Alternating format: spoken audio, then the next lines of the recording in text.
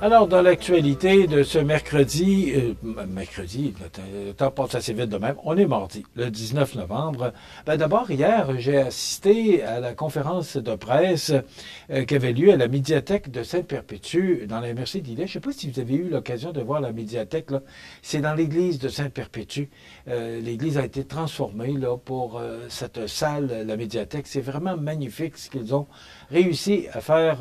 Même, il reste encore ou dans le cœur, permettez-moi de le dire comme ça, il n'y a pas d'autre chose, dans le cœur de l'Église, il y a encore un espace pour des célébrations et cet endroit sert maintenant pour ce genre d'événements ou encore des spectacles pour la communauté de Sainte-Perpétue et des environs. Donc hier, il y avait une conférence de presse en compagnie de Mathieu Rivet, député provincial dans Côte-du-Sud.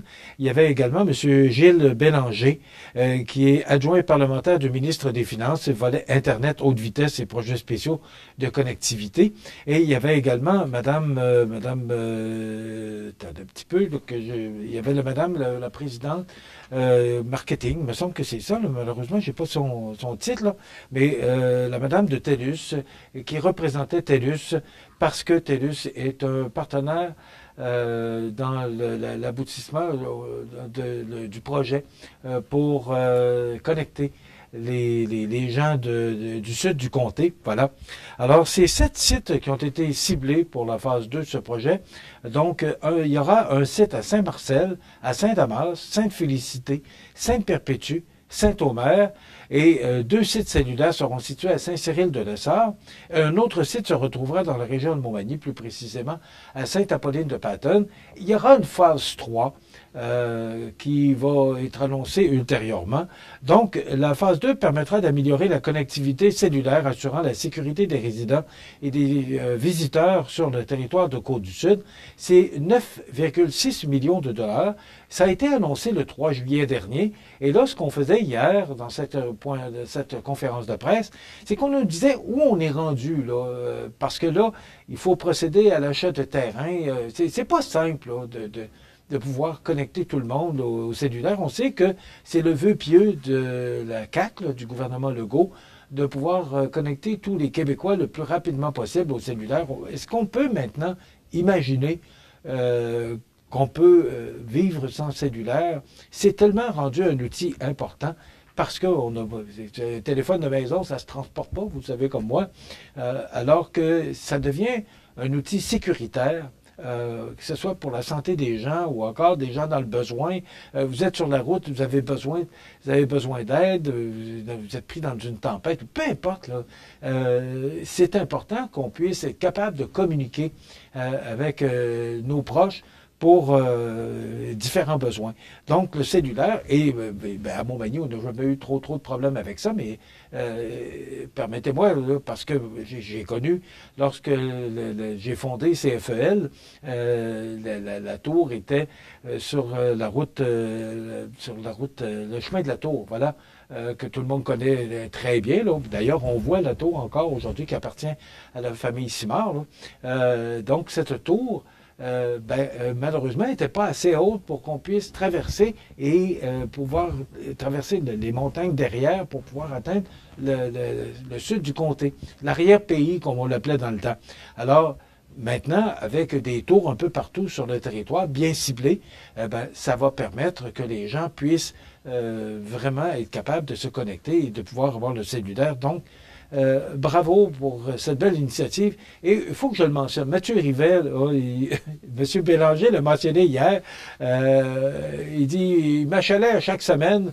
Alors, il a réussi, il a gagné son point. On l'a pris du côté humoristique, bien sûr, mais quand même, ça démontre là, les efforts que M. Rivet, notre député, a mis pour être capable là, d'obtenir ce 9,6 millions pour être capable de connecter le plus possible de monde au sud du comté. Donc, c'est pas terminé parce que la phase 1 a été faite, là, c'est Montmagny et les environs. Là, maintenant, c'est le sud du comté et il y aura une troisième phase. On n'a pas dit quelle région on ciblait particulièrement, mais il y aura une phase 3 de ce projet. Bon, mais c'est le temps des fêtes qui s'en vient. Dans 5 semaines, on sera la veille de Noël. Alors, la Chambre de commerce Kamouraska, vous avez sûrement entendu l'entrevue que j'ai réalisée hier matin avec Nancy Dubé. C'est parti pour les chèques cadeaux. Pourquoi? Ben, c'est parce qu'on veut prioriser l'achat local. Donc, tous les membres de la Chambre de commerce Kamouraska-Lillet détiennent ces certificats cadeaux-là. Donc, vous pouvez aller sur le site de la Chambre de commerce, aller chercher ces chèques cadeaux. C'est sûr, vous devez débourser. Si vous achetez 100 pièces, ben, il faut débourser 100 pièces. Mais ce qui est important de retenir dans cette promotion-là, c'est l'achat local. Et l'achat local, on ne dira jamais assez l'importance d'acheter local pour d'abord garder nos entreprises, nos commerces de la région. Ça garde également, c'est important pour nos emplois. Il y a tellement de points importants que d'acheter local. Donc, cette promotion que je salue d'ailleurs de la Chambre de commerce Kamouraska-Lillet pour le temps des fêtes, ça fonctionne à l'année, mais c'est un effort que la Chambre de commerce fait pour que nous puissions encourager l'achat local. Le CI3S, qui est à la recherche de familles d'accueil dans Chaudière-Appalaches, c'est un communiqué de presse qu'on nous a fait parvenir hier. On est actuellement à la recherche de familles d'accueil pour des enfants et adolescents âgés de 0 à 17 ans. Donc, le rôle des familles d'accueil est essentiel et permet, excusez-moi, ce matin, des problèmes de voix. Alors, est essentiel et permet non seulement d'offrir un cadre sécurisant, mais également de contribuer au bien-être et à l'épanouissement des jeunes dans un environnement stable. On dit que le C3S qui nous mentionne que devenir une famille d'accueil est un engagement noble, gratifiant, qui peut changer la vie d'un enfant. On comprend, bien sûr. Donc, voilà pour les nouvelles sur la scène locale. Maintenant, j'apprenais hier, via c'était TVA ou Radio-Canada, je ne sais pas, j'écoute les deux. Donc, c'est un des deux. Que Stephen Blaney, ex-député conservateur dans Lévis-Bellechasse, serait tenté. Je le dis au conditionnel, c'est bien dit comme ça. On dit que l'ex-ministre conservateur Stephen Blaney a fait un pas de plus vers un éventuel dépôt de sa candidature à la mairie de Lévis hier matin en réservant un nom de parti politique municipal. Ce que ça veut dire, c'est qu'il s'est rendu au DGE, le directeur général des élections, pour déposer sa demande pour être certain que ce nom-là, le nom de son parti, ne soit pas choisi par un autre groupe. Là. Alors, il voulait s'assurer que s'il fondait un parti, c'est le nom qu'il donnerait à son parti, ça s'appellerait Prospérité Lévis. Maintenant, ça ne veut pas dire il est en réflexion, il a réservé le nom, mais quand on est rendu là, ça veut dire que la réflexion est pas mal avancée. On sait que les élections, dans moins d'un an, là, parce que c'est le premier dimanche de novembre 2025, les élections, oui, c'est ça, premier dimanche de novembre 2025. Alors, toutes les municipalités sont en élection partout au Québec. On sait maintenant que c'est tout le monde en même temps. Et bravo, là, je trouve que tellement que c'est une belle initiative que tout le monde soit ensemble. Donc, moi, c'est un bonhomme que j'ai bien connu dans le temps où on avait des installations à Lévis. Alors, Stephen Blaney, 59 ans, a été élu pour le Parti conservateur à la Chambre des communes pour la première fois en 2006. Il a été réélu en 2008. 2011, 2015 et 2019. Il n'était pas candidat lors des élections fédérales de septembre 2021. Donc, M.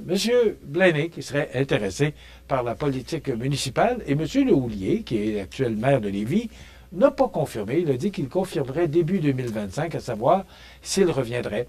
M. Lehoulier, souvenez-vous qu'il était député libéral à Québec. Donc, des gens qui ont de l'expérience. Et pour des grosses villes comme celle-là, ça prend de l'expérience parce qu'il y a quand même des grosses villes à gérer. Lévis s'est rendu tout près de 100 000 habitants. Alors, c'est quand même passablement de monde. Voilà, c'est le temps qu'on a pour jaser d'actualité. Demain, dans le cadre de notre émission du 20 novembre, nous vous présenterons la chronique culturelle avec Cynthia Lamontagne et on recevra Jonathan Renière qui viendra nous parler du marché de Noël de tourisme Chaudière-Appalaches. Donc, c'est une autre émission très intéressante que je vous convie à regarder.